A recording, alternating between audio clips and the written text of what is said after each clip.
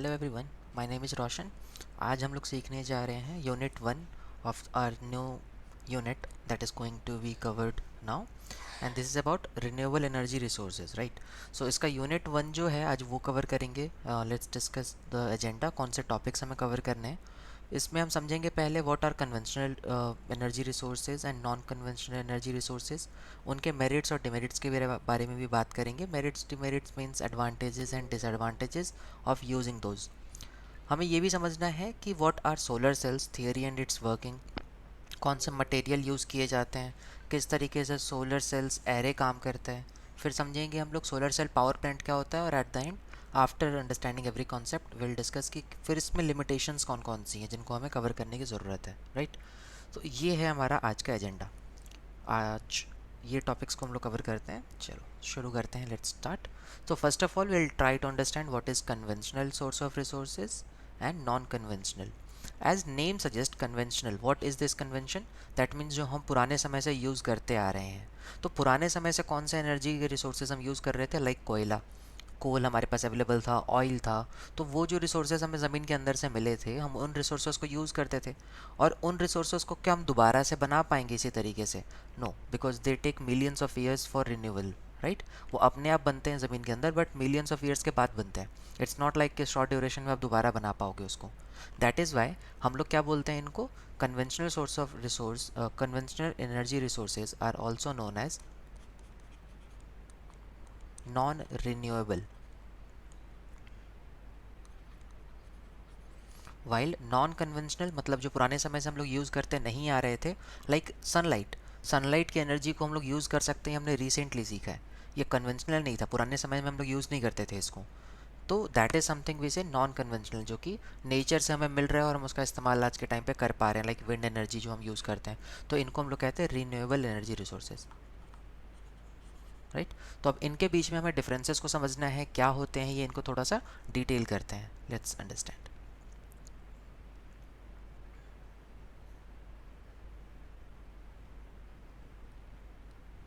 Okay, सो है the points. हमारे पास कौन कौन से पॉइंट्स हैं यहाँ पे, उनको समझते हैं। पहला, it can be used again and again through out it's life. Obviously renewable है, मतलब ये कौन से हमारे नॉन कन्वेंशनल है, जो हम लोग पुराने समय में यूज़ नहीं करते थे, नॉन कन्वेंशनल। और ये कन्वेंशनल है, राइट। तो जिसको हम लोग अगेन एंड अगेन यूज़ कर सकते हैं उनको हम लोग किस में कंसिडर करते हैं, रिन्यूएबल के अंदर। नेक्स्ट क्या है, they are energy resources which can not be exhausted, मतलब कभी ख़त्म नहीं होगा। हाँ, शॉर्ट ड्यूरेशन के लिए तो मैं ऐसा लग सकता है कि हमारे पास अवेलेबल नहीं है, लाइक रात के टाइम पे सन अवेलेबल नहीं है तो आप सोलर एनर्जी का इस्तेमाल नहीं कर सकते हो। बट आपको पता है कि periodically after some time we have that chance कि हम लोग फिर से यूज़ कर पाएंगे। That is why we say कि ये ऐसे एनर्जी रिसोर्स है जो कभी एग्जॉस्ट नहीं हो सकती, राइट। वहीं अगर नॉन रिन्यूएबल की बात करी जाए तो it can not be used again and again as it is limited in the end it can be depleted one day. एक दिन ख़त्म हो जाएंगी ये सारी चीज़ें। कोयला ख़त्म हो रहा है तेज़ी से, जिस तरीके से पेट्रोलियम ख़त्म हो रही है धीरे धीरे, ज़मीन के अंदर से ऑयल ख़त्म हो रहा है। तो हमारे लिए ज़रूरी है कि हम समझें कि आने वाले जनरेशन के लिए अगर हम इस टाइप के एनर्जी रिसोर्सेज को बचाना चाहते हैं तो हम उसका लिमिटेड इस्तेमाल करें, राइट। तो उसके बारे में समझना होगा। नेक्स्ट है, they are energy resources which can be exhausted one day. Obvious सी बात है, एक दिन ख़त्म हो जाएंगी ये सारी चीज़ें। वाइल रिन्यूएबल की बात करी जाए, it is environment friendly as amount of carbon emission is low. We already know that कि हम जब सनलाइट का इस्तेमाल कर रहे हैं, फिर जो भी रिन्यूएबल एनर्जी की बात कर रहे हैं, तो वहाँ पे कार्बन डाइऑक्साइड कम निकलता है, कार्बन का एमिशन कम है, तो एनवायरनमेंट फ्रेंडली है। वहीं जब कोयला जलाते हैं तो कार्बन बहुत अधिक मात्रा में निकलता है, बहुत ह्यूज अमाउंट में। So we say it is not environment friendly as the amount of carbon emission is high. Next the comparison is, these resources are present in unlimited quantity. Obvious ही है, मतलब सनलाइट से आने वाली energy की कोई limit नहीं है। हमने ये नहीं कह रहे सनलाइट, सन के पास एनर्जी खत्म हो रही है, वहाँ कांस्टेंट एनर्जी बन रही है, तो कांस्टेंट एनर्जी हमारे पास आ रही है। It is unlimited available. While हम जब बात करते हैं कोयला की, ऑयल की, बायो जो भी न्यूक्लियर एनर्जी है, ये सब लिमिटेड है। यहाँ पे हम लोग अनलिमिटेड एनर्जी की बात नहीं करते हैं, राइट। नेक्स्ट है हमारा, total cost of these resources is lost low, because हमें पता है रिन्यूएबल एनर्जी है, तो अगर एक बार पैसा लग गया तो हमें लॉन्ग टर्म में बार बार पैसा नहीं लगाना पड़ेगा, लेकिन एक बार में लग जाता है पैसा। सो वी से कि जो टोटल एनर्जी है ना, मतलब जो टोटल कॉस्ट आपको पड़ेगी वो ओवरऑल में आपको कम ही पड़ेगा। वाइल यहाँ सोचो तो आपको फ्यूल अपनी गाड़ी में हर महीने डलवाना पड़ रहा है। इनफैक्ट अगर ज़्यादा बाइक चलाते हो, कार चलाते हो, तो आप हर दूसरे दिन डलवा रहे हो। तो इन दैट केस वी से total cost of these resources comparatively high होंगे, right. These resources are pollution free, while the non renewable और तो conventional जो हम हमेशा यूज़ करते हैं, these are pollution free, sorry, not pollution free, they causes pollution. Next point is the maintenance cost of renewable energy is very high, obviously।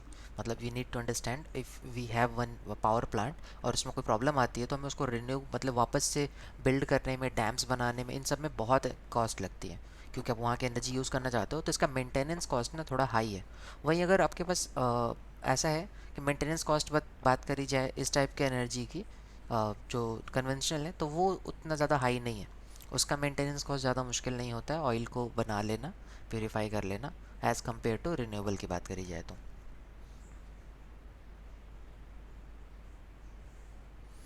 Requires large land area for installation of the power plant. Obviously अगर आपको dam बनाना है तो बहुत बड़ा area चाहिए होगा, लेकिन वही नॉन कन्वेंशनल के लिए इतना ज़्यादा नहीं चाहिए होता है उसके पावर प्लांट्स के लिए, as compare to renewable energy resources. ये सस्टेनेबल है क्योंकि लंबे समय तक आप इसका इस्तेमाल करने वाले हो, बट ये एग्जॉस्ट हो जाएगा, एग्जॉस्टेबल है एक दिन के लिए। और next point you can also write renewable energy resource is also known as non conventional, while non renewable is known as conventional. तो आप ऐसे याद कर सकते हो, नॉन रिन्यूएबल तो कन्वेंशनल होगा, जहाँ पर सिर्फ रिन्यूएबल बोल रहा हूँ वो नॉन होगा, राइट, नॉन कन्वेंशनल। तो आप जैसे याद करना चाहो। सो आई होप ये पॉइंट क्लियर हो गया होगा कि रिन्यूएबल एनर्जी रिसोर्स किसे कहते हैं, नॉन रिन्यूएबल किसे कहते हैं, उन दोनों के बीच में कंपैरिजन भी समझ में आ गया होगा। So we have covered till now the basic topic, कि हम लोग ये समझ रहे हैं दो तरीके के एनर्जी रिसोर्सेज पॉसिबल है दुनिया में। एक है रिन्यूएबल, एक है नॉन रिन्यूएबल, जिसको हम लोग कन्वेंशनल नॉन कन्वेंशनल भी बोलते हैं। फिर हमें समझना है इनके भी क्या फर्दर टाइप्स पॉसिबल हैं। Yes, they are. तो रिन्यूएबल के कितने टाइप्स हैं, नॉन रिन्यूएबल के कितने टाइप्स हैं, तो वो हम लोग बेसिक डिस्क्रिप्शन एक बार कर लेते हैं। अगर बात करी जाए टाइप्स ऑफ रिन्यूएबल एनर्जी की, तो आपके पास बायो मास एनर्जी है, सोलर एनर्जी है, जियोथर्मल एनर्जी है, विंड एनर्जी है, हाइड्रो पावर प्लांट्स हैं। तो ये वो टाइप की एनर्जीज़ हैं जिनका इस्तेमाल हम लोग करते हैं रिन्यूएबल। हमें पता है कि ये ख़त्म नहीं होगा, सोलर एनर्जी, सन से मिलने वाली एनर्जी कभी ख़त्म नहीं होगी, ये अनलिमिटेड अवेलेबल है, इसका इस्तेमाल किया जा सकता है। जियोथर्मल, हमारे धरती के अंदर जो हीट अवेलेबल है, यानी जो हीट ट्रैप्ड रहता है धरती के अंदर, उस एनर्जी की मदद से हम लोग इस तरीके से यूजेस कर पा रहे हैं। इनसाइड द अर्थ आपको पता है कोर का टेम्परेचर बहुत हाई है, तो वहाँ पे एनर्जी बहुत ज़्यादा है, तो आप उस तरीके की एनर्जी का भी इस्तेमाल कर सकते हो क्या। तो हम लोग जियो थर्मल एनर्जी का इस्तेमाल करते हैं, जो कि अनलिमिटेड है, इट इज़ रिन्यूएबल, हम लोग कुछ नहीं कर रहे हैं उसको बनाने के लिए, right.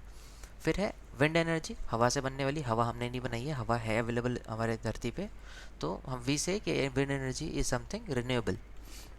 So these are the renewable energy resources. आप इसके बारे में थियरी बना के लिख सकते हो, ज़्यादा मुश्किल नहीं आती है, और आई गेस ये टॉपिक भी क्लियर होगा। और ये बहुत आसान आसान से टॉपिक्स हैं कि रिन्यूएबल कौन से होते हैं। रिन्यूएबल मतलब जिनको दोबारा बना पा रहे हो, जो नेचर में फ्रीली अवेलेबल है, और जो नेचर में फ्रीली अवेलेबल है उनको हम लोग नॉन कन्वेंशनल बोलते हैं, क्योंकि इसका हम लोग इस्तेमाल नहीं करते थे पहले। हमें लगता था तो है ना, मतलब सनलाइट तो ही थी, सनलाइट तो पहले भी थी, बट सनलाइट से हम लोग क्या कुछ कर सकते हैं, क्या बिजली बनाई जा सकती है, क्या कुछ और कर सकते हैं, ये नहीं सोचा था किसी ने। ये हम लोग रिसेंट डेज में कर रहे हैं, दैट इज़ वाई वी से non conventional energy resources, right. अगर मैं नॉन रिन्यूएबल की बात करूँ, तो नॉन रिन्यूएबल लाइक ऑयल है, जिसको एक बार ख़त्म हो गया तो ख़त्म हो गया, एग्जॉस्टेबल है। कोल है, आपके एलपीजी की गैसेज हैं, न्यूक्लियर एनर्जी है। तो ये वो टाइप के एनर्जी रिसोर्सेज है, नॉन रिन्यूएबल है। नॉन, और ये कन्वेंशनल है, पुराने समय से हम लोग यूज़ कर रहे हैं इसको, लेकिन ये वो एनर्जी रिसोर्सेज हैं जो एग्जॉस्टेबल है, ख़त्म हो सकते हैं, राइट। तो ये हमारे एग्जांपल्स हो जाएंगे कि कितने टाइप्स के आपके नॉन रिन्यूएबल एनर्जी रिसोर्सेज हैं और कितने टाइप्स के रिन्यूएबल एनर्जी रिसोर्सेज हैं। इनमें कोई डाउट है, अगर है तो पूछ लो, नहीं है तो we can move ahead. But ये आसान टॉपिक्स हैं, यहाँ तक के टॉपिक में कोई समस्या नहीं आती है। Now we are left with understanding the merits and demerits, right, ताकि हमारा फर्स्ट पार्ट कंप्लीट हो जाए इस मॉड्यूल का। इस मॉड्यूल में दो ही पार्ट है। फर्स्ट पार्ट में हमने बात करनी है conventional non conventional energy resources के बारे में, while in second part will talk about solar cells, कि उसकी थ्योरी क्या है, everything in detail, right. So let's talk, let's move ahead. So हमारा नेक्स्ट टॉपिक है advantages and disadvantage of renewable energy resources, right. तो इसके क्या answer है हम वो लिखते हैं। पहले एडवांटेज की बात करें तो renewable energy sources will not run out, that means कभी ख़त्म नहीं हो सकता है, ये इसका सबसे बड़ा एडवांटेज है। Solar panels are cheap to maintain, इनका मेंटेनेंस उतना मुश्किल नहीं है। सोलर पैनल्स का स्पेसिफिकली एग्जांपल देके बोला है इन्होंने, तो इसका मेंटेनेंस इजी है। Unused energy produced by households can be sold back to maintain national grid. It's obvious, अगर आप एनर्जी यूज़ नहीं कर रहे हो तो वो एनर्जी वापस से स्टोर करी जा सकती है, राइट। मतलब एक जगह पे रखा हुआ है, वापस से आप लोग नेशनल ग्रिड में वापस भेज रहे हो एनर्जी को, जिस टाइम पे ज़रूरत होगी आप लोग यूज़ कर लोगे। रिन्यूएबल एनर्जी रिसोर्स से energy technologies could produce many jobs in the future, because ये एक न्यू फॉर्म है, नॉन कन्वेंशनल एनर्जी की बात कर रहे हैं, तो ये इवॉल्विंग एरिया है। तो फ्यूचर में यहाँ पर हमें पता है कि अगर इसमें टेक्नोलॉजी इवॉल्व करेगी तो मेनी जॉब्स अवेलेबल कराएगा ये फ्यूचर में। renewable energy resources are clean to use as there are fewer greenhouse gas emissions, मतलब इसमें कार्बन एमिशन कम है तो ये एनवायरमेंट फ्रेंडली भी है, तो इसका बेनिफिट है इसका। Due to use of stable source of energy the cost of renewable does not change much. That means अगर आपको पता है कि आपको 1 लाख रुपए लग रहे हैं कोई चीज़ बनाने में, सो यू नो दैट कि आफ्टर सम टाइम ऐसा कुछ नहीं होगा कि इसको बनाने के लिए मेरे को ज़्यादा पैसे लगेंगे, या तो उतने ही लग रहे होंगे या फिर कम लगेंगे, बहुत ज़्यादा चेंज नहीं पड़ेगा मेरे को कि मैं एनर्जी नहीं बना पा रहा हूँ, राइट। तो बिकॉज हम लोग स्टेबल सोर्स ऑफ एनर्जी का इस्तेमाल कर रहे हैं, sunlight is a stable source of energy, we say कि सन से आने वाली एनर्जी वो एक we can say a kind of stability है। हमें पता है कि दिन के टाइम में एनर्जी मिलेगी, रात के टाइम पे नहीं मिलेगी, राइट। नेक्स्ट है renewable energy technologies can be used on small और large scales like one house और द एंटायर विंड फार्म। आप एक घर में भी एनर्जी रिसोर्स क्रिएट करके अपने घर को सिर्फ चला सकते हो, छोटा सा सोलर सेल ले करके, या फिर आप विंड फार्म जैसा पूरा का पूरा एक फार्म चला सकते हो, पूरा इंडस्ट्री रन कर सकते हो। जैसा अभी के टाइम पे कई सारे कॉलेजेस या फिर ऐसे जगहों पे बहुत बड़े बड़े स्केल पे सोलर सेल्स प्लांट यूज़ किए जा रहे हैं, जहाँ पे पूरी की पूरी एनर्जी ही सनलाइट से ही ट्रैप करके वो चलाया जा रहा है। So we can adopt that also. So these are the benefits we have. Talking about the demerits or the disadvantage, so hydroelectric system can harm environment and wildlife. Obviously अगर आपको बनाना है hydroelectric plant, hydro power plants, तो उसके लिए आपको area खाली करना पड़ेगा, हो सकता है जंगल काटने पड़े ताकि डैम बना पाओ, तो उससे आप हार्म कर रहे हो वाइल्ड लाइफ को कहीं ना कहीं, राइट। विंड टर्बाइंस बहुत ज़्यादा नॉइजी हो सकते हैं, तो उससे भी एनर्जी कहीं ना कहीं आप लोग डिसएडवांटेज की बात कर सकते हो, कि जो विंड के टर्बाइंस होते हैं वो बहुत ज़्यादा आवाज़ करते हैं जब वो घूमते हैं गोल गोल गोल, right. Not all places in the world can make use of renewable energy resource, obvious, because आप अपने घर के ऊपर अगर आप विंड पावर प्लांट लगा दो तो इट्स नॉट लाइक कि वहाँ पर भी होगा। जहाँ पर हवाएं बहुत तेज़ होती हैं आप उसी जगह पे उसका इस्तेमाल कर सकते हो। सो इट्स नॉट लाइक कि आप ऑल एवरीवेयर आप इस दुनिया में कहीं पर भी एनर्जी रिसोर्सेज का इस्तेमाल कर पाओगे, right. So there must be some limitation, so that is the point, not all the places in the world can make use of renewable energy resources. The next point we have is wind turbine can only be used if the weather condition are suitable. अगर weather condition suitable ना हो तब भी ये काम नहीं करेगा। The technology required to often expensive to purchase, because अगर आपने कभी सोलर पावर प्लांट का पता करो तो वो काफ़ी सोलर सेल्स काफ़ी महंगे आते हैं to install. So installation is actually, क्योंकि टेक्नोलॉजी इवॉल्विंग है तो अभी के टाइम पे ये बहुत ज़्यादा एक्सपेंसिव है परचेज़ करने के लिए। Usually the energy produced at slower rate than the fossil fuels, obvious है, हमें जो एनर्जी मिलती है उसका रेट भी बहुत कम होता है, बट क्योंकि फ्री की एनर्जी है, एक बार इंस्टॉल किया तो आप एनर्जी बनाते ही रह रहे हो, और रिन्यूएबल एनर्जी है कभी ख़त्म भी नहीं होगी। That is why we are shifting towards that, but हमें पता है कि रेट कम होगा इसका। अगर आप ईवी बाइक चलाते हो और एक फ्यूल वाली बाइक चलाओगे फॉसल फ्यूल की, दोनों में डिफरेंस होगा। आपको जो एक्सेलरेशन चाहिए वो इलेक्ट्रिक बाइक्स में उतना ज़्यादा नहीं मिलेगा जितना ज़्यादा फॉसल फ्यूल्स में मिलता है, जितना ज़्यादा पेट्रोलियम पे मिलता है, right. So that is the point they are making here. A lot of land is required to set up the large scale of system. अभी बताया था कि वाटर पावर प्लांट के लिए बहुत बड़ा स्केल, बहुत बड़ा एरिया चाहिए होता है। So these are the advantages and disadvantages. तो आई होप पॉइंट्स क्लियर होंगे, और अगर आपको सिर्फ इनके डेफिनेशन और इनकी मीनिंग भी समझ में आती है तो आप एडवांटेज डिसएडवांटेज लिख सकते हो, क्योंकि उन्हीं के मीनिंग्स को हम लोग थोड़ा एक्सपैंड करके समझने की कोशिश कर रहे हैं, राइट। हमने अभी बात करी रिन्यूएबल एनर्जी रिसोर्सेज की, अगर हम नॉन रिन्यूएबल की बात करें तो उसमें क्या डिफरेंसेस आएंगे वो समझना। तो नॉन रिन्यूएबल हमने 4 तरीके के नाम पढ़े थे, कोल, ऑयल, गैस और न्यूक्लियर, राइट। तो अगर कोल की बात करूँ तो उसका एडवांटेज ये होता है कि relatively cheap to mine, mining आसान है इसकी, बहुत आसानी से हमें कोल मिल जाता है और रेडीमेड फ्यूल है ये, क्योंकि कोयला मिला उसको जलाओ, वहाँ से बढ़िया एनर्जी मिलेगी। बट डिसएडवांटेज क्या है कि नॉन रिन्यूएबल है और इससे कार्बन डाइऑक्साइड बहुत सारा प्रोड्यूस होगा। वहीं अगर ऑयल की बात करी जाए तो शॉर्ट स्टार्टअप टाइम है, बहुत जल्दी इग्निशन आ जाता है इसमें। वहीं कोयले को जलाने में टाइम लगता है, बट ऑयल को जलाने में ज़्यादा टाइम लगता है, शॉर्ट स्टार्टअप टाइम है। रेडीमेड फ्यूल है ये भी, क्योंकि आसानी से फ्यूल मिल जाता है और उसको जलाया जा सकता है। ज़्यादा प्योरीफाई करोगे तो ज़्यादा अच्छी एफिशिएंसी मिलती है, बट वी नो दैट कि अगर हमारे पास ऑयल है तो हम उसको जला पाएंगे, राइट। ये भी नॉन रिन्यूएबल है एंड CO2 बहुत ज़्यादा प्रोड्यूस करेगा, इसका डिसएडवांटेज है।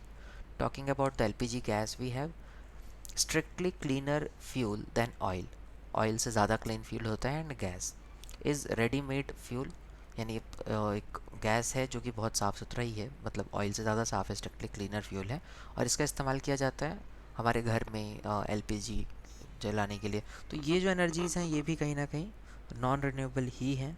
दैट इज़ वाई हम इनको भी शिफ्ट करने की कोशिश कर रहे हैं कि हम लोग CNGs पे आ जाएं, या फिर किस तरीके से गैसेस के प्रोडक्शन को चेंज किया जा सकता है, दूसरे मोड्स में हम लोग कन्वर्ट हो सकते हैं।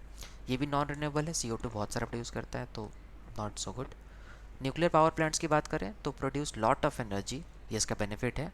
डज नॉट प्रोड्यूस CO2, क्योंकि हमने कभी सुना ही नहीं न्यूक्लियर पावर प्लांट की भाई एटम बम ब्लास्ट होगा तो अंदर से CO2 निकलेगा, it's not like that. But problem क्या है कि नॉन रिन्यूएबल तो है but produces dangerous nuclear waste, यानी इसके कारण बनने वाला जो न्यूक्लियर वेस्ट होता है वो बहुत ही घातक होता है, राइट। उसका जो इम्पैक्ट होता है वो बहुत बड़े स्केल पे बहुत ज़्यादा आता है, तो हम लोग वो भी नहीं चाहते हैं। That is why we say कि हमारे पास इसके डिसएडवांटेजेस भी हैं। अगर हिरोशिमा नागासाकी में जो ब्लास्ट किया गया था एटम बम, तो उसके कारण आज तक हमें उसके डिसएडवांटेज नज़र आते हैं कि वो ब्लास्ट के कारण अभी भी वहाँ पे नेचर में ऐसा है कि वहाँ के जो न्यू बॉर्न बेबीज़ होते हैं वो उतने ज़्यादा हेल्दी और इस तरीके से फिट नहीं होते हैं अभी भी।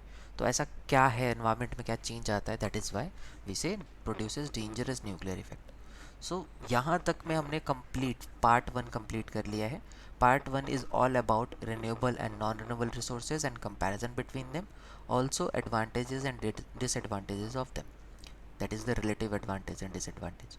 सो यहाँ तक के टॉपिक में अगर कोई भी डाउट है so just let me no in the comment. But हमारा जो नेक्स्ट पार्ट होगा इसका, उसमें हम लोग करने वाले हैं solar cells. So next part में लेट्स स्टार्ट, नेक्स्ट पार्ट पढ़ते हैं सोलर सेल्स के बारे में। So what is solar cell? Solar cell एक ऐसा डिवाइस है। सोलर सेल पढ़ने से पहले इट इज़ रिक्वायर्ड कि आपको प्री रिक्विजिट पता हो कि सोलर सेल्स को पढ़ने से पहले कौन कौन सी चीज़ें आपको आनी चाहिए। अगर वो चीज़ें नहीं आती होंगी तो आप सोलर सेल्स नहीं पढ़ पाओगे या फिर नहीं समझ पाओगे। सो सोलर सेल्स के अंदर सबसे इंपॉर्टेंट चीज़ होता है कि आपको सेमीकंडक्टर्स की एक बेसिक जानकारी पता होनी चाहिए, जो 12th क्लास के फिजिक्स में भी था, राइट। तो solar cell is nothing but a PN junction diode, it is nothing but a PN junction diode, right. ये एक PN जंक्शन डायोड ही है और कुछ नहीं है। तो अगर ये एक PN जंक्शन डायोड है तो हम लोग इसके बारे में कुछ अलग क्या पढ़ने वाले हैं, क्योंकि डायोड की कहानी नहीं पढ़ रहे हैं हम लोग। जब PN जंक्शन डायोड पढ़ा था तो आपने बोला था एक P टाइप सेमीकंडक्टर लेंगे, एक N टाइप सेमीकंडक्टर लेंगे, दोनों को ज्वाइन करेंगे तो उनके ज्वाइन पे एक डिप्लेशन लेयर फॉर्म होगा, राइट। आपके पास एक P टाइप सेमीकंडक्टर है, एक N टाइप सेमीकंडक्टर है, दोनों को ज्वाइन किया तो यहाँ एक डिप्लेशन लेयर फॉर्म हो जाता है, जहाँ पर सारे के सारे न्यूट्रल एटम्स होते हैं, यानी जो अनयूज्ड एटम्स हैं, ना कोई होल होगा ना कोई इलेक्ट्रॉन होगा। ये N टाइप है, ये P टाइप है, N टाइप में सारे इलेक्ट्रॉन्स हैं, P टाइप में सारे होल्स हैं। तो यहाँ के इलेक्ट्रॉन और होल कंबाइन करके इस जगह पे न्यूट्रल एटम्स बना लेते हैं, राइट। क्योंकि इस यहाँ से इलेक्ट्रॉन ट्रांसफ़र हुआ है तो इसके ऊपर पॉजिटिव चार्ज आ जाता है यहाँ पे, क्योंकि इलेक्ट्रॉन डोनर था, और यहाँ पर इलेक्ट्रॉन एक्सेप्ट हुआ है तो इसके ऊपर पार्शियल नेगेटिव आ जाता है। तो हमें पता चलता है ये इलेक्ट्रॉन एक्सेप्टर है, ये इलेक्ट्रॉन डोनर है, तो यहाँ पर एक इलेक्ट्रिक फील्ड फॉर्म हो जाती है, जिसके कारण यहाँ पर एक डिप्लेशन लेयर के अंदर एक वोल्टेज फॉर्म हो जाता है, राइट। एक पोटेंशियल डिफरेंस फॉर्म हो जाता था, अगर उस पोटेंशियल डिफरेंस को तोड़ देते थे तो इसके एप्लीकेशन बनते थे। सो ये एक छोटा सा ना जो अभी रिकैप दिया मैंने, ये एक प्री रिक्विजिट है, इतना पता होना चाहिए तब आप सोलर सेल्स को समझ पाओगे। सो आई एम अज्यूमिंग कि यहाँ तक का कॉन्सेप्ट आता है आपको, तभी सोलर सेल का कॉन्सेप्ट समझ पाओगे। सो सोलर सेल इज़ समथिंग, ये जो बनाया गया है ये एक ऐसा डिवाइस है, it is a device which is use to convert light energy to electrical energy. Light energy से इलेक्ट्रिकल एनर्जी बनाने के लिए हमारे पास एक ऐसा डिवाइस बनाया गया जिसका नाम है सोलर सेल। और ये क्या होता है? एक पीएन जंक्शन डायोड होता है। यानी लाइट एनर्जी को हम लोग क्या बोलते हैं? फोटोन भी बोलते हैं। फोटोन से ही तो लाइट बना। तो हम लोग इसको क्या बोल सकते हैं? फोटोन एनर्जी भी बोल सकते हैं। फोटोन एनर्जी का मतलब क्या होता है? जब भी लाइट हम लोग इंसिडेंट करते हैं कि सरफेस पे, तो लाइट अपने साथ एक एनर्जी लाता है। फोटोन्स के पैकेट्स के फॉर्म में एनर्जी कितनी होती है? E is equals to H F, right? इतनी एनर्जी लेकर के आएगा, और इस एनर्जी की मदद से अगर आप इलेक्ट्रिकल एनर्जी बना पाओगे तो हम लोग कहते हैं कि सोलर सेल का पर्पस फुलफिल हो रहा है। सोलर सेल के जैसा ही मिलता जुलता एक टॉपिक पढ़ा था, not in this topic, in twelfth, जिसका नाम था फोटो डायोड, राइट? एक टॉपिक था जिसका नाम था फोटो डायोड। सो ये ना फोटो डायोड और इसमें कोई भी अंतर नहीं है, एवरीथिंग इज सेम। आप अगर कंस्ट्रक्शन और जो भी थियरी पढ़ी है वो सब कुछ सेम था। थोड़ा सा डिफरेंस हम लोग क्या बोलते हैं कि फोटो डायोड एक ऐसा डिवाइस था जिसका एप्लीकेशन दूसरा है, इसको बनाया ही दूसरे पर्पस के लिए गया था। इसको बनाया गया था एज अ काउंटर्स यूज़ करने के लिए, राइट? तो वहाँ पर हम लोग रिवर्स बाइसिंग में इसको यूज़ करते थे, रिवर्स बाइसिंग में। वाइल सोलर सेल के अंदर किसी तरीके की बाइसिंग की ज़रूरत ही नहीं है, no biasing is required in case of solar cells. So हम लोग इसमें कोई भी बाइसिंग यूज़ नहीं करते हैं। तो क्या है, कैसे काम करेगा ये? Let's understand that, right? देखो, कुछ बातें ऐसी हैं जो इसमें आपको याद करनी पड़ेंगी, क्योंकि उनके बिना तो नहीं काम चलेगा, याद नहीं करोगे तो। Let me draw first quickly. ये साइड व्यू इसलिए बना रहा हूँ ताकि देखने में आपको ज़्यादा समझ में आए कि क्या है यहाँ पे। ये जो पॉइंट है, आपको पता है कि ये वाला जो लाइन होगा जिसको हम लोग क्या बोलेंगे? Depletion layer, right? ये वो लेयर है जो डिप्लेशन लेयर कहलाता है। इन दोनों के बीच के जॉइनिंग है। ऊपर की लेयर क्या आप देख के बता सकते हो? ऊपर की लेयर जो है वो क्या थोड़ी थिन रखी गई है, थोड़ी सी पतली लग रही है नीचे के मुकाबले, राइट? तो सबसे इंपॉर्टेंट बात क्या है? The layer facing sun side is made thinner, पतला बनाया जाता है। जो सन साइड को फेस करने वाला आपका लेयर होता है उसको थोड़ा सा पतला रखा जाता है। ऐसा क्यों रखते हैं हम लोग पतला? इसके पीछे क्या रीज़न है, राइट? और ऊपर में एन टाइप होगा या पी टाइप होगा ये भी समझना है। तो ऊपर में होता है एन टाइप, नीचे में होता है पी टाइप। अगर पी टाइप है और एन टाइप है और आपको नहीं पता कि एन टाइप पी टाइप क्या होता है, तो जस्ट अ रीकैप, आपके पास एक सेमीकंडक्टर है लाइक सिलिकॉन। अगर सेमीकंडक्टर के पास बात करी जाए तो टेट्रावैलेंट होते हैं, आउटर मोस्ट शेल में 4 इलेक्ट्रॉन्स हैं और 4 होल्स हैं। मतलब ये 4 इलेक्ट्रॉन एक्सेप्ट करके बॉन्डिंग फॉर्म कर सकता है, तो सिलिकॉन सिलिकॉन बॉन्ड बनाते चले जाते हैं लाइक कार्बन।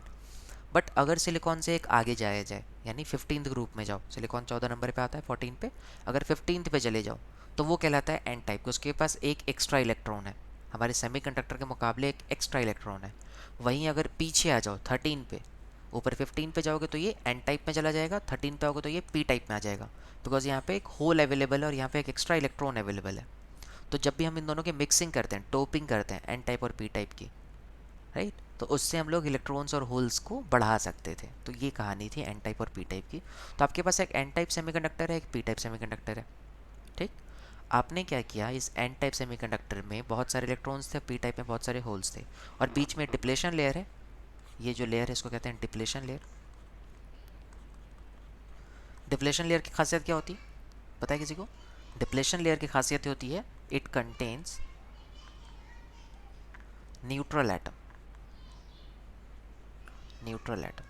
क्योंकि जो इलेक्ट्रॉन्स और होल्स थे वो यहाँ पर इस सरफेस पे रिकम्बाइन कर जाते हैं, यहाँ के होल्स इलेक्ट्रॉन्स के साथ रिकम्बाइन करके एक न्यूट्रल एटम फॉर्म करते हैं, न्यूट्रल एटम फॉर्म करते हैं। यहाँ पर कुछ नहीं होता, राइट? बट ये न्यूट्रल एटम के पास में यहाँ पर एक इलेक्ट्रिक फील्ड फॉर्म हो जाता है, क्योंकि यहाँ से इलेक्ट्रॉन ट्रांसफ़र हुआ है। तो जब भी इलेक्ट्रॉन, आपके पास दो ऐसे एटम्स हैं, यहाँ पर एक इलेक्ट्रॉन है, यहाँ पर खाली है, ये इलेक्ट्रॉन अगर देगा तो ये एक्सेप्टर है, एक्सेप्टर के ऊपर माइनस साइन आता है और डोनर के ऊपर प्लस साइन आता है। ये हमने पढ़ा हुआ है केमिस्ट्री के अंदर, बेसिक साइंस है ये। तो वही कह रहे हैं, यहाँ पे प्लस साइन है या माइनस साइन है, तो यहाँ एक इलेक्ट्रिक फील्ड ऑलरेडी फॉर्म्ड है, इलेक्ट्रिक फील्ड जो कहाँ से प्लस से माइनस की तरफ जा रहे हैं, राइट? इस थियोरी के ऊपर ये कैसे काम करेगा ये समझना है आपको। क्यों हम लोग ऊपर का लेयर जो रखते हैं जो सनसाइड को फेस करता है वो थिन होता है, ये समझना है। This is the main concept जो यहाँ पर समझना है आपको। Let's understand. आपको अब मान लो यहाँ पर आपने क्या किया, सनलाइट को इंसिडेंट किया, यहाँ से ये सन है, आपने सनलाइट इंसिडेंट किया इस पीएन जंक्शन डायोड पे। तो आपका मेन पर्पस क्या है, आप किस तरीके से एनर्जी बना सकते हो। तो आपको पता है इसमें जो ये न्यूट्रल एटम है ये अनयूज्ड एटम है।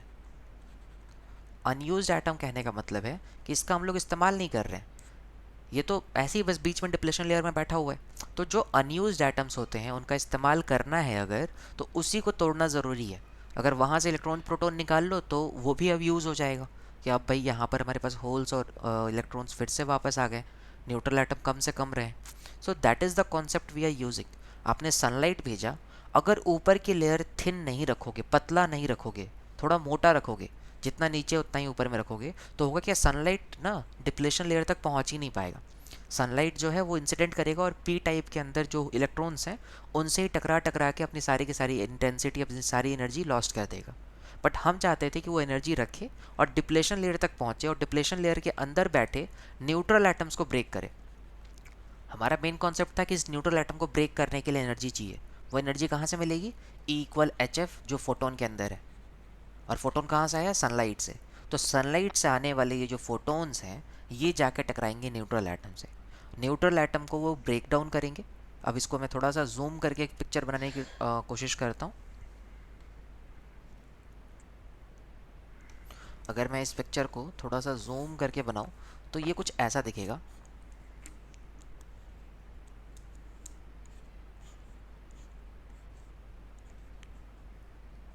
ये है एन टाइप,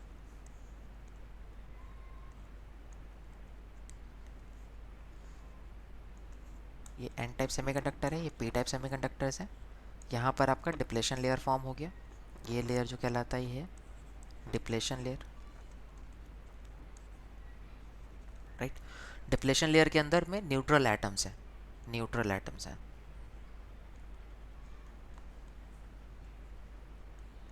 सारे एटम्स ही न्यूट्रल एटम्स हैं। तो हम जस्ट मेकिंग श्योर कि ये जो डार्क सर्कल्स हैं न्यूट्रल एटम को ही रिप्रेजेंट करें। इधर में होल्स होंगे, पी टाइप में एक्सेसिव होल्स होते हैं, एन टाइप में एक्सेसिव इलेक्ट्रॉन्स होते हैं। और हमें पता है कि सरफेस के ऊपर यहाँ पे कौन सा चार्ज आया होगा, पार्शियल पॉजिटिव, यहाँ पर पार्शियल नेगेटिव, क्योंकि इसने इलेक्ट्रॉन एक्सेप्ट किया था इस साइड वाले एटम्स ने, और यहाँ वाले एटम्स ने इलेक्ट्रॉन डोनेट किया था खुद को न्यूट्रल करने के लिए। तो अब यहाँ पर सारे न्यूट्रल एटम्स हैं। जैसे ही यहाँ से सनलाइट इंसिडेंट होगा इस सरफेस पे, डिप्लेशन लेयर पे, तो वो क्या करेगा, यहाँ के एटम्स को ब्रेक डाउन करेगा। यानी यहाँ का जो एक एटम था जो ऐसा था वो ब्रेक होगा, और ब्रेक होने के बाद क्या बनाएगा, यहाँ पर एक होल फॉर्म करेगा और इलेक्ट्रॉन बाहर निकल जाएगा। ये होल फॉर्म करेगा और ऐसा फ्री इलेक्ट्रॉन फॉर्म करेगा। और आपके पास क्या हुआ, एक फ्री इलेक्ट्रॉन है और होल है, और ये दोनों चीज़ें यहीं पर अवेलेबल है। यहाँ पर एक इलेक्ट्रॉन बना, let me change the colour, let's say pink ले लेते हैं। तो यहाँ पर क्या हुआ, आपके पास एक इलेक्ट्रॉन बना और यहाँ पर एक होल बना। तो आपको पता होना चाहिए कि ये दोनों चार्ज पार्टिकल है, जो इलेक्ट्रॉन और होल है ये चार्ज पार्टिकल है। एक इलेक्ट्रिक फील्ड में, यहाँ पर एक इलेक्ट्रिक फील्ड था ना, यहाँ से ये इलेक्ट्रिक फील्ड में जब भी चार्ज पार्टिकल रहता है तो उसके ऊपर फोर्स एक्सर्ट करता है। Electric field is equals to F by Q. तो आपको पता है इलेक्ट्रिक फील्ड चार्ज को देखते हुए उसके ऊपर फोर्स लगाता है। तो पॉजिटिव चार्ज को आपको फोर्स लगाएगा, नेगेटिव पे फोर्स लगाएगा, तो आपको क्या होगा, ये जो पॉजिटिव चार्ज था ये नेगेटिव की तरफ अट्रैक्ट होगा, इधर की तरफ, और ये जो इलेक्ट्रॉन है ये पॉजिटिव की तरफ अट्रैक्ट होंगे। तो आपको आफ्टर सम टाइम ऐसा पता चलेगा, जैसे जैसे यहाँ के न्यूट्रल एटम्स ब्रेक होते जाएंगे, आपके सारे के सारे इलेक्ट्रॉन्स इधर एन टाइप में स्विच होते जा रहे हैं, एन टाइप में सारे इलेक्ट्रॉन्स स्विच होते जा रहे हैं और इलेक्ट्रॉन्स बढ़ते जा रहे हैं। वैसे ही सारे के सारे होल्स जो हैं वो पी टाइप में स्विच हो रहे हैं, तो यहाँ पर होल्स की संख्या बढ़ रही है। अगर यहाँ इलेक्ट्रॉन ज़्यादा होंगे, यहाँ होल्स ज़्यादा होंगे, तो आपको नहीं लगता यहाँ पर पार्शियल नेगेटिव पोटेंशियल आ जाएगा और यहाँ पर पार्शियल पॉजिटिव पोटेंशियल क्रिएट हो जाएगा। और ये जो पोटेंशियल क्रिएट हुआ ड्यू टू फोटोन, यहाँ से आपने फोटोन को सिर्फ बम्बार्ड किया है, आपने सनलाइट की मदद से सारे के सारे फोटोन्स गिराए, जिसके कारण एक पोटेंशियल फॉर्म हो गया along the terminal of PN junction. इस पीएन जंक्शन डायोड के टर्मिनल्स के अक्रॉस आपको मिल रहा है कि एक पोटेंशियल मिल गया, and this is called photovoltaic effect,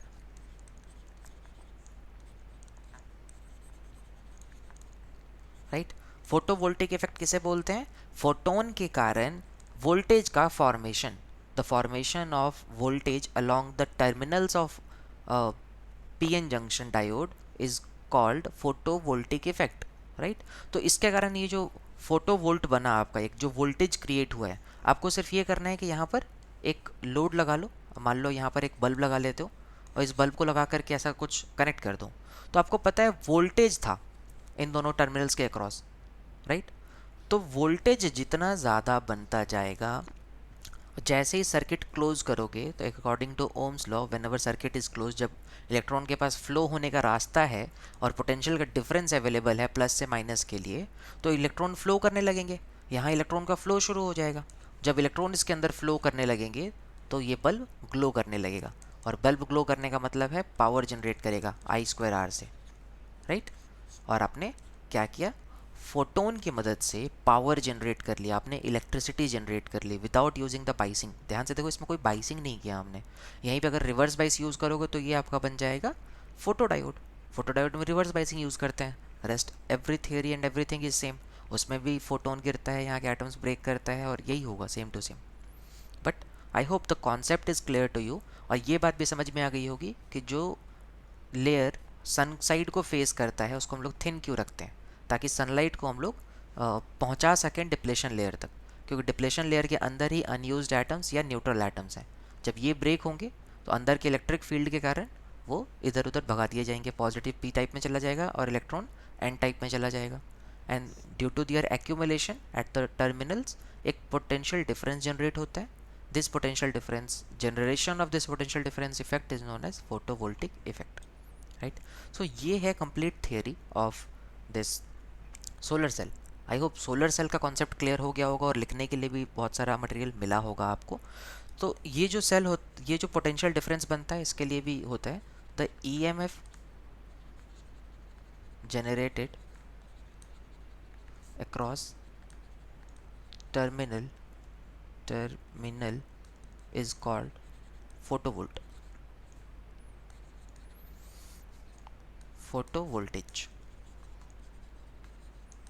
right. इसको फोटो वोल्टेज बोलते हैं। और क्योंकि यहाँ पर आपको दिख रहा है पोटेंशियल का डिफरेंस मिल रहा है, तो ऐसा ही कुछ तो सेल में भी होता है ना। अगर ये जो सेल खरीद के लाते हो तो सेल में भी तो यही होता है, ये पॉजिटिव टर्मिनल नेगेटिव टर्मिनल, तो यहाँ पे पोटेंशियल डिफरेंस है। दैट इज़ वाई इस स्ट्रक्चर को जो सोलर एनर्जी से एक सेल फॉर्म कर रहा है, जब भी सर्किट क्लोज करूँगा यहाँ पे लाइट ग्लो करेगी, सर्किट क्लोज नहीं करूँगा तब भी इसके पास पोटेंशियल डिफरेंस तो है ही, right. That is why we named this application, this device as solar cell, right. I hope अब ये नाम समझ में आने लगा होगा कि सोलर सेल को सोलर सेल ही क्यों बोलते हैं, क्योंकि सोलर एनर्जी की मदद से आप लोग पोटेंशियल डिफरेंस बना पा रहे हो, जो कि सेल्स के अंदर होता था, सेल में पढ़ा था हमने जब हम लोग इलेक्ट्रिसिटी वाले सेल को पढ़ रहे थे हम लोग, राइट। तो इसलिए इसको सोलर सेल बोलते हैं। यहाँ तक ये कॉन्सेप्ट में कोई दिक्कत समझ में आया अच्छे तरीके से, ठीक। तो पीएन जंक्शन डायोड के बारे में हमने समझ लिया, हमने सोलर सेल्स के बारे में समझ लिया। द नेक्स्ट टॉपिक, वर्किंग भी समझ में आ गई होगी, इसकी प्रॉब्लम नहीं होनी चाहिए। और आपको ये भी पता होना चाहिए कि ये जो एनर्जी बनता है ना एक सेल के कारण, सोलर सेल से जो एक सेल है आपका, यानी एक पीएन जंक्शन डायोड से जो एनर्जी बनाते हो वो बहुत कम एनर्जी होती है, वो लगभग 0.5 वोल्ट टू 0.6 वोल्ट होती है। इतनी एनर्जी बना पाते हैं बस। अगर आपको ज़्यादा एनर्जी चाहिए तो आपको क्या करना पड़ेगा, ऐसा कुछ जो कोशिश में रहो कि आपको डिप्लेशन लेयर जितना थिक रहेगा उतने ज़्यादा न्यूट्रल एटम्स होंगे, उतना ज़्यादा ब्रेक डाउन होगा, उतने ही ज़्यादा वोल्टेज बना पाओगे, राइट। और क्या तरीका है, आप लोग ऐसे ही मल्टीपल सेल्स ले लो, सीरीज़ में पैरेलल में उनका एडिशन कर दो, बहुत सारे सेल्स को आपस में जोड़ोगे, उससे भी आप लोग ज़्यादा एनर्जी बना पाओगे। तो इसी टॉपिक को आगे करते हुए हमारा जो नेक्स्ट टॉपिक है वो कहता है what is the concept of solar array, right. तो सोलर एरे अगर समझना है तो उससे पहले एक मॉड्यूल आता है। हम लोग क्या कहते हैं, हमारे पास सोलर सेल्स बने, अभी सीखा आपने सोलर सेल्स के बारे में अच्छे तरीके से, यानी ये एक पीएन जंक्शन डायोड है जिससे कितनी एनर्जी बनती है, 0.5 वोल्ट की एनर्जी बनती है, राइट। जब ऐसे ही आप 72 सेल्स को ऐड कर देते हो, राइट, ऐसा कुछ इमेजिन कीजिए, एक प्लेट लिया बड़ा सा और ऐसे छोटे छोटे बहुत सारे मतलब कितने 72 सेल्स को ऐसे ऐड कर दिया, तो ये कहलाता है वन मॉड्यूल, राइट। अब ऐसे ही n नंबर ऑफ मॉड्यूल्स को अगर ऐड कर दो, n नंबर ऑफ मॉड्यूल्स को ऐड कर दो, n मॉड्यूल्स, एक बहुत बड़ा सा प्लेट इमेजिन करो, इसमें ऐसे n नंबर ऑफ मॉड्यूल्स हैं बड़े बड़े, और इन n नंबर ऑफ मॉड्यूल्स के अंदर में छोटे छोटे सेल्स हैं 72, और it is not exact 72, sometimes we say 60 or 72, the standard figure we use in commercial world हम या तो 60 सेल्स लगाते हैं या फिर 72 सेल्स लगाते हैं, और इससे हमारा एक मॉड्यूल बनता है। और ऐसे n नंबर ऑफ मॉड्यूल्स बना लगा दोगे तो तुम्हारा एक सोलर एरे बनता है। ठीक, तो आई होप थियरी यहाँ से अगर पूछी जाए 2 नंबर के लिए तो आप लिख पाओगे, what is solar array? It is nothing but a collection of n number of modules that contains 60 और 72 solar cells in it, right? So ये है complete theory regarding solar arrays. So what topics we have covered till now, हमने theory and working समझ लिया, solar cell material समझना है अपने को, फिर एरेज के बारे में बात कर लिया। So let's talk about the solar cell material. क्या है ये solar cell material? So you can understand this, इस फिगर को ध्यान से देखना। ठीक, so there are 7 layers they have mentioned. तो 7 लेयर्स कौन कौन सी होती हैं, इनका क्या यूज़ है, यही समझना होता है सोलर सेल मटेरियल में। सबसे पहला एल्युमिनियम फ्रेम है। तो फ्रेम का काम क्या है? कोने कोने से बाउंड्री से बचाने का काम कर रहे हो, तो आप करते क्या हो, सोलर सेल को बाहर साइड से एक एल्युमिनियम के फ्रेम में इसको ढक देते हो। लाइक वी हैव, अगर घर में आईना है तो उसको भी हम लोग क्या करते हैं, कोने कोने से एक फ्रेमिंग कर देते हैं। कोई हम लोग जब फोटो फ्रेम खरीद के लाते हैं तो कॉर्नर से एक फ्रेम होता है। So it is just for protection, कि अंदर में कुछ मॉइस्चर वगैरह ना घुसे, या फिर बस इसको प्रोटेक्ट करके रखें हम लोग आउटसाइड एनवायरनमेंट से, कॉर्नर से कुछ ब्रेक ना हो जाए, राइट? नेक्स्ट है टेम्पर्ड ग्लास। इसका काम है सेल्स को प्रोटेक्ट करना। इसका मेन पर्पस इसलिए होता है कि हम लोग कोशिश कर रहे हैं कि लाइट जो ट्रैप हुई है ना, लाइट जो अभी अंदर आई है सनलाइट के लिए, वो अंदर ही रहे, ऐसा ना हो कि रिफ्लेक्ट होकर कुछ लाइट बाहर चली जाए। तो लाइट को अंदर ही रोके रखने के लिए आप ऐसा टेम्पर्ड ग्लास जैसा कॉन्सेप्ट यूज़ करते हो, जो कि सेकेंड लेयर होती है। टेम्पर्ड ग्लास क्यों यूज़ करते हैं? ताकि हम लोग जो आने वाली लाइट है उसको अंदर ही रोक लें, वो लाइट बाहर ना निकले। ठीक है, फिर नेक्स्ट है इनकैप्सुलेंट मटेरियल, ईवीए फिल्म हम लोग कहते हैं। इसका भी मेन पर्पस वही है कि ये हमें मॉइस्चर से बचाने में हेल्प करेगा। ये it's kind of polymer we are using. तो इसका मेन काम था कि सनलाइट को मॉइस्चर से या फिर लॉन्ग लाइफ देने के लिए एनवायरनमेंट में जो तेज़ी में एनवायरनमेंट में टेम्परेचर चेंज है, वेदर क्लाइमेट में जो चेंज आ रहा है, या फिर जो धूल मिट्टी है, उन सब से बचाने का काम है। तो it's just for protection purpose जो हम लोग ईवीए की फिल्म लगा देते हैं, जो क्या करेगा, हमारे सोलर सेल्स को गंदा होने से, ख़राब होने से बचाएगा। तो जब भी साफ़ करते हैं ना हम लोग, तो डायरेक्ट सोलर सेल को नहीं रगड़ते, हम लोग उसके ऊपर के लेयर को साफ़ करते हैं। नेक्स्ट है सिलिकॉन सोलर सेल। अभी जो समझा था आपने सोलर सेल्स की कहानी, 60 और 72 कनेक्टेड इन सीरीज। तो अब से इससे 62 और 72 सेल्स को मिला के आप एक एरे फॉर्म कर एक मॉड्यूल बना रहे थे, तो उसी की बात कर रहे हैं। ऐसे छोटे छोटे से सेल्स हैं, ये एक सेल है, ऐसे ही आपने 60 और 72 सेल्स मिला के एक मॉड्यूल रेडी किया है। नेक्स्ट इनकैप्सुलेट मटेरियल एक और यूज़ करते हो ताकि पीछे साइड से प्रोटेक्ट कर पाओ इसको। और फिर एक ब्लैक शीट है, जिसकी मदद से लाइट जो आई है वो वहीं रहे, एब्जॉर्ब हो जाए सारी लाइट। ऐसा ना हो कि लाइट ट्रांसमिट हो रही है, पीछे भी निकल रही है, तो नीचे में एक ब्लैक शीट लगा दी जाती है। ठीक, फिर है जंक्शन बॉक्स, जिसके ऊपर ये सब कुछ रखा रहेगा। नहीं तो अगर जंक्शन बॉक्स नहीं होगा तो इसको रखोगे कैसे? जिस एक मटेरियल के ऊपर ये सब कुछ रखते हैं हम लोग, उसी को हम लोग जंक्शन बॉक्स कहते हैं। तो ये कुल हमारे पास वो टाइप्स हैं और जो मटेरियल हम लोग यूज़ कर रहे हैं हमारे सोलर सेल को फॉर्म करने में। और ऑल आर मेकिंग सेंस, कुछ ऐसा नहीं है जो अलग से ध्यान रखने की ज़रूरत है। एल्युमिनियम फ्रेम की ज़रूरत पड़ती है, टेम्पर्ड ग्लास, इनकैप्सुलेट मटेरियल, इसका इस्तेमाल करोगे फॉर प्रोटेक्शन। किससे? Humidity, weather change, temperature change, इन सब से बचाने के लिए। सिलिकॉन सेल्स और सोलर सेल्स के बारे में समझ ही चुके। इनकैप्सुलेट मटेरियल पीछे साइड से सेम प्रोटेक्शन के लिए, जंक्शन जिसके ऊपर ये सारा का सारा स्ट्रक्चर टिका होता है। ठीक, सो यहाँ तक के टॉपिक में कोई डाउट नहीं है। अगर है तो पूछ लो, कोई भी डाउट है तो। आई होप अगर समझ में आ रहा है सब कुछ तो बहुत अच्छा जा रहा है। अगर कोई भी डाउट है तो please let me know. The next topic that we are left with, जो हमें समझना है, वो है सोलर पावर प्लांट।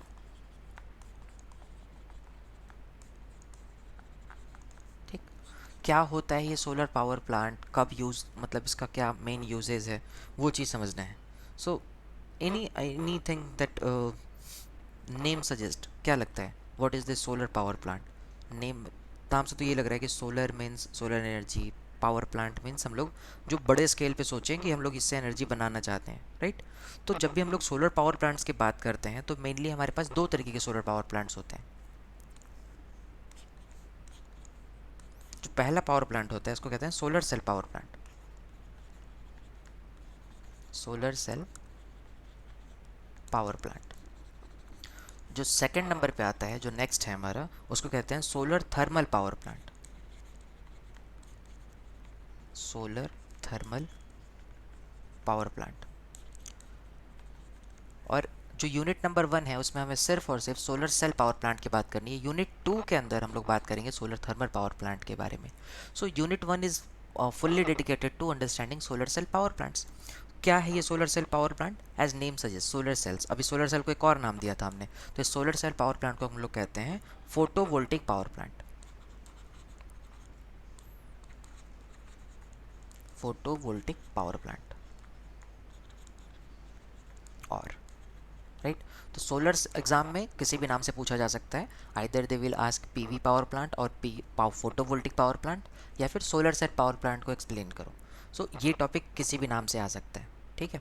तो अब सोलर सेल पावर प्लांट को अगर समझें हम लोग, हमारा जो मेन टॉपिक है वो है सोलर सेल पावर प्लांट। होता क्या है ये सोलर सेल पावर प्लांट, इसके अंदर एक्चुअल में क्या क्या चीज़ें यूज़ की जा रही हैं उनके बारे में समझते हैं। ऑब्वियस ही बात है कि बिना सन के तो कुछ होगा नहीं, तो सबसे पहला रिक्वायरमेंट जो होगा वो है सन, कि आपके पास सन होनी चाहिए भाई। रात के टाइम पे ये प्लांट काम नहीं करेगा, दिन के टाइम पे करेगा, सन अवेलेबल है, राइट। फिर आपके पास एक सोलर सेल होना चाहिए, तो आपने क्या किया, यहाँ पर एक सोलर सेल ले लिया। जब भी हम लोग सोलर सेल बोलते हैं, it is a collection of cells. आपके पास एक दो सेल नहीं, 60-72 सेल्स होंगे, नहीं मॉड्यूल की बात कर रहे हैं हम लोग। तो आपने क्या किया, यहाँ पर बहुत सारे छोटे छोटे से सेल्स इंक्लूड किए हुए हैं, आइदर 60 और 72 बेस्ड अपॉन द कंपनी और यू आर यूजिंग। तो आप अलग अलग जगहों पे अलग अलग देखोगे कॉन्फ़िगरेशन। तो आपने क्या किया, यहाँ पे बहुत सारे सेल्स मिला करके एक मॉड्यूल रेडी किया, या फिर आप ऐसे ही बड़े स्केल पे सोचो तो आप एरेज भी यूज़ कर सकते हो, यानी और भी नंबर ऑफ मॉड्यूल्स ऐड कर सकते हो ऐसे। अब होगा क्या, यहाँ से ये सनलाइट एंटर करेगा, यहाँ से ये सनलाइट इसको हिट करेगा। ये जो आपका सेल है, ये जो सोलर सेल है, ये एक मटेरियल के ऊपर बैठाया गया है, ये एक मटेरियल के ऊपर ऐसा रख दिया जाता है, and that is known as, एक मटेरियल है जिसको हम लोग कहते हैं solar tracking system. Solar tracking system. ये जो सोलर ट्रैकिंग सिस्टम है, इसका इस्तेमाल किया जाता है ताकि हम लोग इसको ना थोड़ा ऑटोमेशन की तरफ लेके जाएं। सोचो आफ्टर सम टाइम ये सन का पोजीशन यहाँ होगा, यहाँ होगा, सनसेट के टाइम पे इधर चला जाएगा। अगर ये एक ही तरफ फेस करके बैठा रहेगा तो ये मैक्सिमम यूटिलाइजेशन नहीं कर पाएगा, ये एनर्जी नहीं एब्जॉर्ब कर पाएगा जितना हम चाहते हैं। तो उसके लिए हम लोग सोलर ट्रैकिंग सिस्टम का इस्तेमाल करते हैं। ये क्या करता है, ये इस सोलर सेल के पूरे स्ट्रक्चर को रोटेट करता है। कैसा? टू फॉलो द सन। सन को फॉलो करता रहता है, ये अपने आप को रोटेट करता रहता है जिसके ऊपर ये रखा है। इसको कहते हैं solar tracking system. Concept is clear? तो आपने क्या किया, इसको सोलर ट्रैकिंग सिस्टम के ऊपर बिठा दिया। अब इसके बाद आपके पास जो नेक्स्ट कंपोनेंट आता है इस जगह पे, इसको कहते हैं बैटरी। बहुत बड़े स्केल की बैटरी यूज़ करने की बात नहीं कर रहे हैं हम लोग, स्मॉल स्केल की बात कर रहे हैं। और ये जो बैटरी होता है ये ऑप्शनल होता है, इट्स अप टू यू। आप चाहो यूज़ करना तो चाहो, मतलब आप नहीं यूज़ करना चाहते हो एनर्जी, आप बस बना रहे हो एनर्जी, तो आप बैटरी के अंदर स्टोर कर लो। बैटरी को भी ले जाके बेच देना मार्केट में कि इसमें बहुत सारी एनर्जी है। तो ये ऑप्शनल है, अगर आप ये यूज़ नहीं करोगे तो आप डायरेक्टली अगले स्टेप पे चले जाओगे जहाँ हम लोग यूज़ करते हैं इन्वर्टर। इन्वर्टर क्यों यूज़ कर रहे हैं? क्योंकि इससे जो एनर्जी बनी, अभी आपने जो देखा था थियोरी, उसमें समझे थे कि जो इलेक्ट्रॉन्स फ्लो कर रहे हैं कॉन्टिन्यूस और एक ही डायरेक्शन में फ्लो कर रहे हैं, यानी इससे बनने वाली जो एनर्जी थी वो डीसी था, वो डायरेक्ट करंट बना था। तो हम लोग डायरेक्ट करंट का इस्तेमाल हम लोग अभी के टाइम पे नहीं करते। हमारे सारे applications, AC, fridge, mobile charge करना, एवरीथिंग हम जो कर रहे हैं ना घर में, कि पंखा चल रहा है, बल्ब जल रहा है, सब कुछ एसी पे चल रहा है।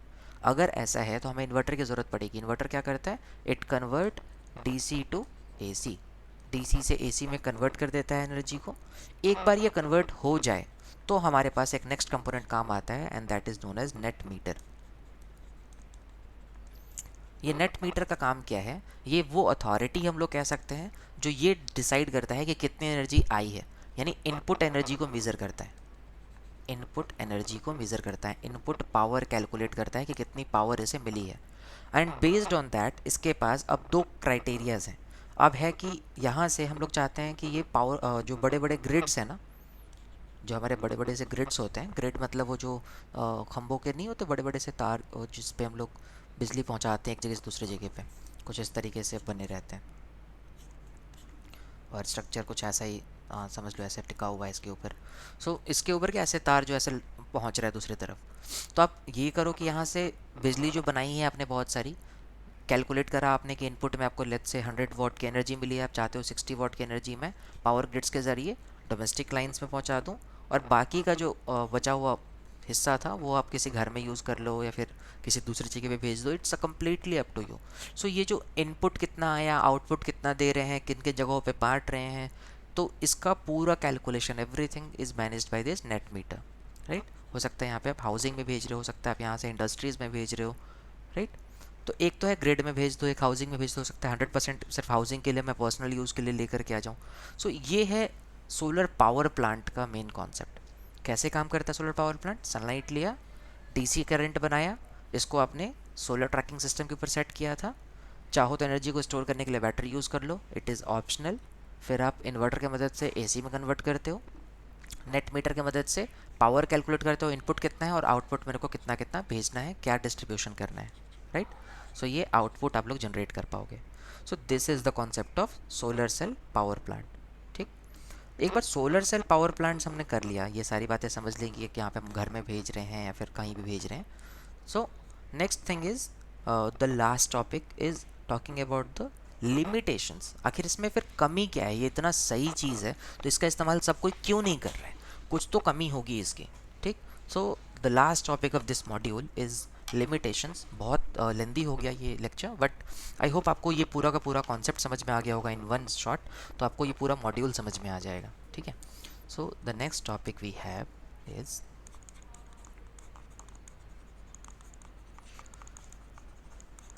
limitations of solar cells। Solar cells के लिमिटेशंस की बात करी जाए तो कौन कौन से चीज़ें आपको आपको क्या लगती है, मतलब जो स्पेसिफिक आप खुद से नोटिस कर पाओ? सो आई थिंक सबसे पहली चीज़ तो ये है कि इट इज़ अनरिलायबल। अनरिलायबल क्यों बोल रहे हैं? बिकॉज अगर बारिश का मौसम है तो फिर सन नहीं दिख रहा होगा तो आप सनलाइट का इस्तेमाल नहीं कर पाओगे, तो उस टाइम पे ये रिलायबल नहीं है। मतलब मैं तो पूरे तरीके से डिपेंडेंट था और बारिश हो गई, और ठंड के मौसम में अगर धूप नहीं निकल रही है या फिर कुछ भी ऐसा होता है तो उसकी इंटेंसिटी कम हो जाती है, तो उस टाइम पे भी हम लोग इस पर रिलाई नहीं कर पाते हैं, तो it is not reliable source of energy. Second thing is it works on only day time, not in night time. So वही अनरिलायबल वाले ही पॉइंट्स हैं। सो इसको एक्सपैंड करने का है, works only in day time. और ऐसा क्यों कह रहा हूँ? क्योंकि मैं सोलर सेल्स की स्पेसिफिक बात कर रहा हूँ, but talking about the general concept of this, ये तो किसी भी लाइट पे काम करता है, ऐसा कुछ नहीं है सोलर सेल पे काम करता है, but we are specifically talking about solar cells. मतलब सोलर एनर्जी की बात चल रही है तो सिर्फ डे टाइम पे ही काम करेगा, नाइट में काम नहीं कर सकता है, ठीक है। नेक्स्ट थिंग इज़ एक्सपेंसिव है। मतलब हम ये कह सकते हैं कि इसका जो मैन्युफैक्चरिंग कॉस्ट है वो बहुत ज़्यादा है। Manufacturing cost is high, is not just high, it's very high. Manufacturing cost बहुत ज़्यादा होता है, इस कारण से इसका इस्तेमाल भी हम लोग बहुत ज़्यादा अच्छे स्केल पे नहीं कर पाते हैं। And the next point we are left with, और क्या प्रॉब्लम लग सकती है? हम कह सकते हैं कि जब भी हम सोलर सेल्स का इस्तेमाल कर रहे हैं तो आपने पढ़ा कि जो एक सेल था ये कितनी एनर्जी बना रहा था? 0.5 वोल्ट की। जब ऐसे ही आपने 72 सेल्स को मिलाया तो आपने एक मॉड्यूल फॉर्म किया, इस मॉड्यूल से कितनी एनर्जी बनेगी? 0.5 इंटू 72, तो ये हो जाएगा लगभग 36 वोल्ट। तो आपने क्या किया? 36 वोल्ट की एनर्जी बनाई सिर्फ इससे। तो क्या 36 से काम चल जाएगा? हमारे घर में 220 वोल्ट आता है भाई। हमारे घर में अगर 220 वोल्ट आ रहा है तो 360 से, सॉरी 36 से भी काम नहीं चलेगा। मतलब हमें बहुत ज़्यादा नंबर ऑफ़ मॉड्यूल्स भी चाहिए। अगर ऐसा है तो आप समझ सकते हो कि कहीं ना कहीं हम लोग ये कह रहे हैं कि हम लोग को large number of solar sales modules required होंगे अगर हमें अच्छा खासा अमाउंट ऑफ पावर जनरेट करना है। So that is the limitation also. मतलब वी रिक्वायर